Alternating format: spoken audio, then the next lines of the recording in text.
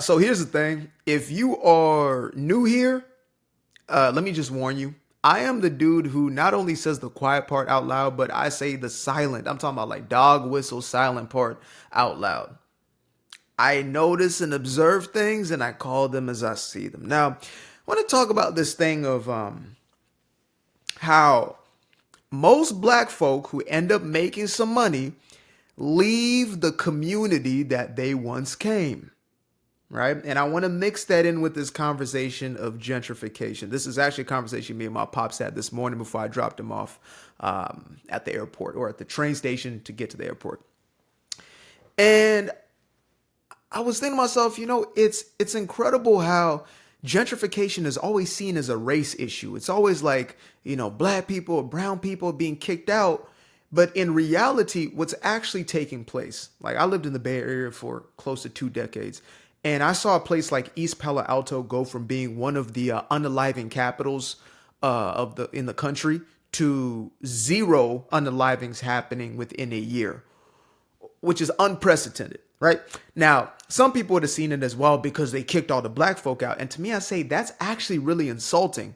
Like, as a black person, I'll be insulted as hell if somebody's like, well, gentrification, that's a terrible thing that there was 0 unalivings that happened in that area. No, what it says is there was a cultural shift in that area, right? A cultural shift. It did not have to be based on race. They didn't say, are you black? Are you white? No, they said, okay, we want to bring the property value up here. We want this place to actually be a hub of wealth. So therefore, those who are wealthy, welcome in. And so a lot of Chinese folks, Indian folks, white folks moved into there. I would not be surprised if at this point, white folks are the minority within that space. But nevertheless, those cultures that have been promoting functional, stable environments are the ones who populate. And you'll also find, like one of my homeboys, may his soul rest in paradise. His grandparents live in that neighborhood and they've lived there forever. There was no gentrification of them. They are staples in that community, but also they are a different type of family. They move different. Grandpa always made sure to not just have this job, but to always be at the top notch, to always educate himself, to push a certain way of being to his kids and to his kids' kids, etc. Right? Grandmama the same. They always made sure to be solid people and to prioritize first things first.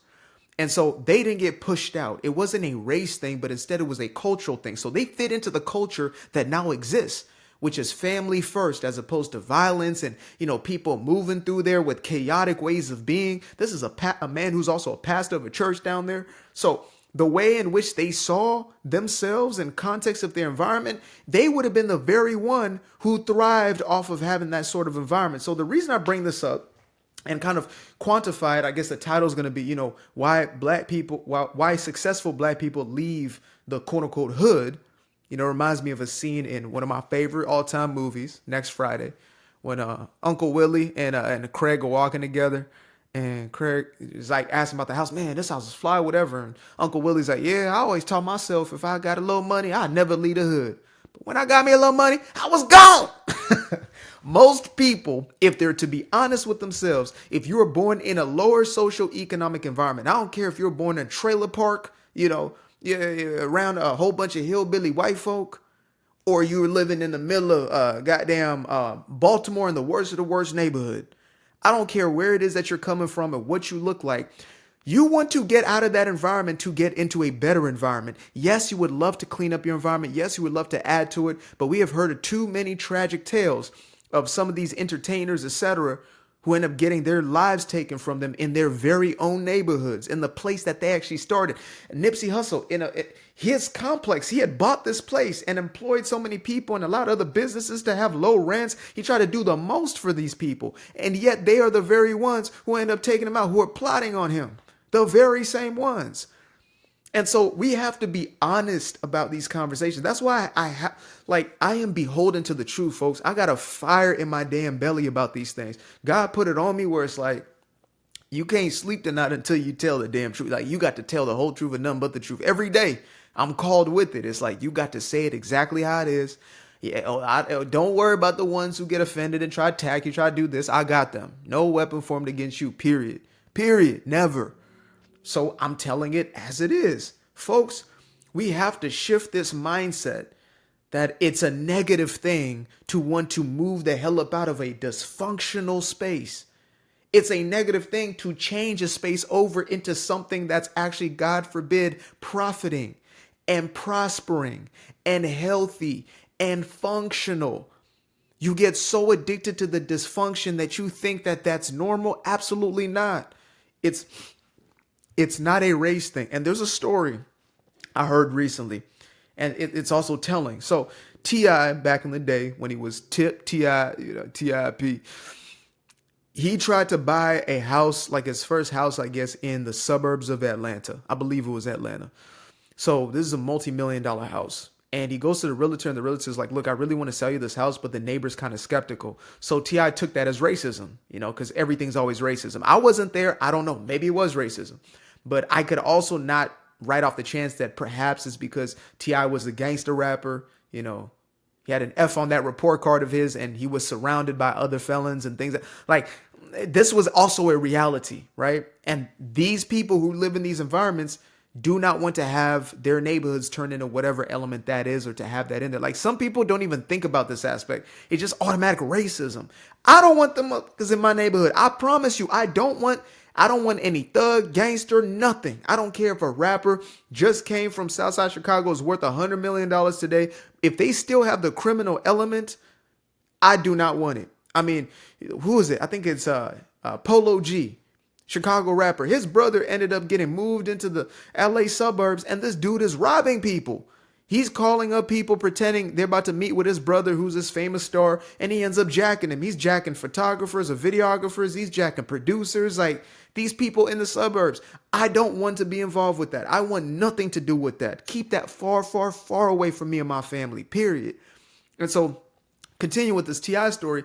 He said that he was so offended, aka ego was so hurt, that he said, all right, fine. And he said, I'll buy their house too. And so they ended up selling the house. And he spent, I think, $10 million. So imagine, like, I would use something like that. You understand me? Because if I know your ego is that fragile, you about to buy. My house probably cost $2 million, and you about to spend 5x. You about to spend 5 times the actual value of that house just to prove a point. I show him. No, you didn't show him a damn thing besides that you a fool with your money, and a fool and his money shall soon part. A fool and his money shall soon part ways. A fool and his money shall. It's around the corner before that money goes. Poof, trying to prove a point, trying to show the salesperson. Oh, see these salespeople, man, they're racist. No, they ain't. They smart. They're gamed up. They teach them to ignore you in that store. La, la, la, la, la. It's a trick of the trade. And then, I'm going to show them. I'm going to buy this whole store out. Thank you. Come again. It's crazy, folks. But there's a reason why black folk want to leave these neighborhoods. It wouldn't matter who's in. I mean, we look at, Chicago right now, New York City, etc. It's like the illegal migrant crisis, right? A lot of these criminals coming through the border, etc. They're the biggest problem now. In a lot of these environments, they're causing most of the havoc right now. Nobody wants to be around that. Black folk, that's why Chicago is turning red in real time. As we speak, Chicago is turning red. Chicago is going full MAGA because they're sick and tired of being in that element. They already were sick and tired of the GDs and the GPSs and the PDs and the LMNOPs and all these other these. They were already tired of that. Let alone they have to now deal with who? With Nicaragua? With Venezuela? With Mexico? Oh, hell no. Absolutely not. We already had enough degeneracy over here. We already had enough violence going on here. Nope. No, sorry, Bob. I'm sorry. Y'all got to go. All of this got to go. If we could all have it our best way, we would get rid of that element completely.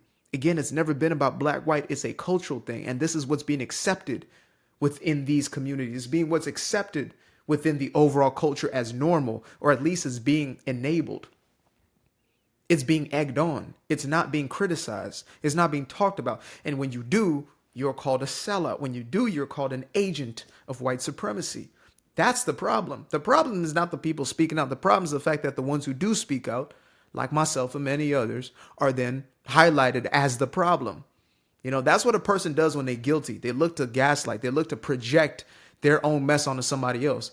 Oh, you see, if it wasn't for y'all just telling the truth about what's really happening and trying to solve the problem, we would be able to get away with this foolishness. Nope, absolutely the hell not. I am not the one, sir. I am not the one. I'm not. People move out of those neighborhoods for a reason. For a reason. Nobody, even the gangsters, leave the environment. Sosa, Chief Keef, Obla, Bang Bang, moved out of Chicago and never went back. He's the only one, I believe, from that entire generation who has survived. He has not done a long stint, has no RICO case on him. He's still alive, even though almost everybody around him is not. Or, in and out of jail, whatever it is.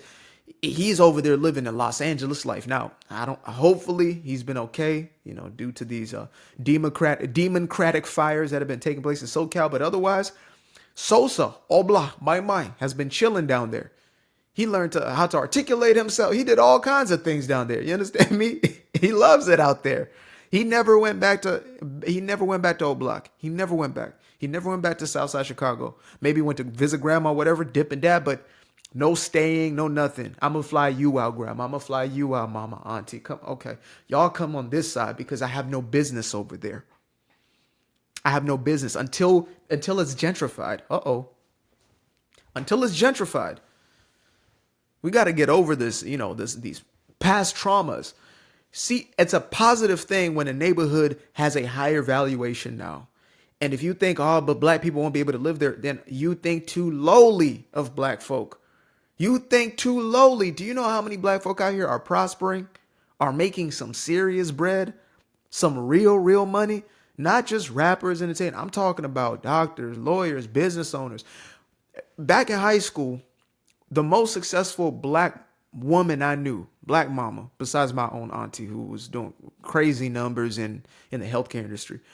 But within my schooling proximity, I guess you could say, I'm not going to say the dude's name, but his mama owned like 7 McDonald's or something like that. And this woman lived in a beautiful part of Northern California. They were loaded. She owned a multitude of these McDonald's and probably multiple other investments we didn't even know about, couldn't even understand, right? We just knew the ones that we cared about back then because we could probably get something out of. But this woman right here does not want to live in the hood. She does not want to live around a criminal element. You know how I know? Because this black woman who came from such a background moved her ass up out of there and into the suburbs. And y'all need to stop shaming folks for doing better for themselves and their kids. Imagine she was so caught up in it that she said, you know what, even though I'm making all this bread, whatever it is, I got to stay in this neighborhood and my kids are going to grow. Hell no. Her children had a wonderful life, or a much better life than they would have otherwise, because she made a decision to get up out of there. And so again, if we're not going to change the environment, stop blaming white supremacy. Oh, what the white man stopped. The white man is not the one who is running up in your house, jacking. He's not the one who's, let's be real here. He's not the one who's sticking you up in the damn street. It's somebody who looks like your little nephew. So unless these environments are going to be checked first, then we need to stop shaming this element of, we want to progress. We want to make this place, clean this place of its filth. And yes, people who act in such a way, in such a debaucherous, toxic way, they are the equivalent of filth. There's a reason why white folk call, the white folk who do those type of debaucherous, toxic things, they call them white trash. That's what they call them, right? They literally say these people are trash. They don't accept that. They don't want that anywhere close to them. They move further away from that than black folks move away from the hood. They move to another country if it's necessary because they don't want to be around that element. So, yeah, that's that for today. That's all, folks. And again, if it offends you, then you know what? Sometimes being triggered is the best thing you can take. Because in this generation, everybody is so afraid to be triggered. Whoa, we're so afraid to be offended. I said, you know what, to hell with it. It made me stronger. It made me a more resilient, a more grit-filled individual. So it will do the same for you. To face the damn truth, it will do the very same for you. Like they say, the truth will set you free, but first you got to swallow that No diddy. Pause. First, you got to ingest that truth, and it will be a bitter pill. A bitter, bitter pill, but eventually it will set you free. I used to be afraid of the dark, place unknown like a heart in their heart. I used to see my life in the bar. Now the kids unchained, every shackle is lost. 2 steps in the moonlight, 2 step in the daytime. You just know when it feel right. You got a feeling the time's not. See you through those shades that I just threw on. Through my lenses, you just can't do no wrong. I fell in love with myself again. I fell in love with myself. I fell in love with the sunshine. I fell in love with the light. I fell in love with the full moon. I fell in love with the night. I can see the light again. I can see the light. You can see the life in him illuminate the night. I know the time is taking. A 365, that's a full rotation. I see you looking up, you know them constellations. Constantly gazing like counts of praises, you get to praising. They see your light shine, that's why they so frustrated. Even the sofa in Nova Scotia will win the bagels. I couldn't get them ease on the grease, why they burning up? Money growing trees, feel a breeze, still you showing love. I can dig your energy. Even in the dark side, know you got that inner peace. You can fill a cup again, your limit is infinity. You manifest a life with all the fixings and amenities. This is more or less a house sitting. A sitting on a house like Snoopy. A teacher, no dog, new tricks, that's bliss. Cause there ain't no Charlie Browns in this vicinity. I fell in love with the sunshine. I fell in love with the light. I fell in love with the full moon.